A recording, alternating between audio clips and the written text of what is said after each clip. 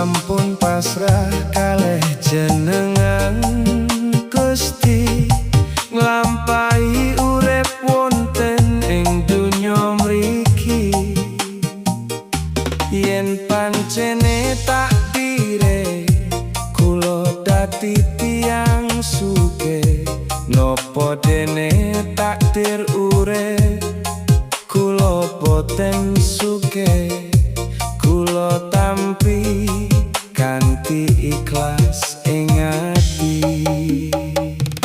Saben manungsa dadi becik lan laku Allah, nanging kula namung saged ndonga mugi jenengan paringi takdir sing becik, nasib sing apik kanggo kula ya Allah.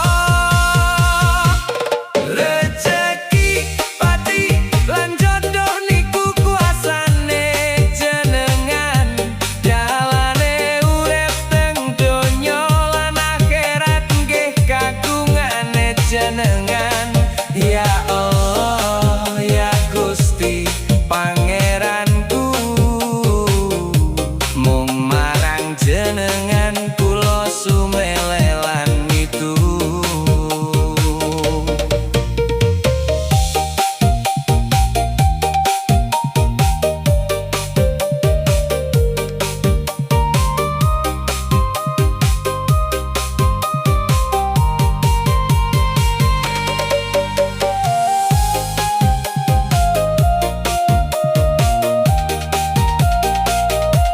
Rejeki, pati lan jodoh niku kuasane jenengan, dalane urip teng donya lan akhirat nggih kagungane jenengan ya Allah ya Gusti Pangeranku.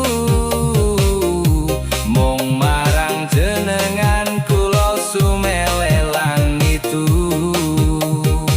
Sepurone Gusti kula nyuwun pangampunten, mbok bilih wonten kathah dosa lan kalepatan, katahe kesalahan kula urip teng donya mriki. Mugi jenengan paringi pepadang ing ati. Mugi kula saged diparingi sadar, saged panggah semangat anggone ibadah wonten ngarsane jenengan ya Allah ya Gusti Pangeranku.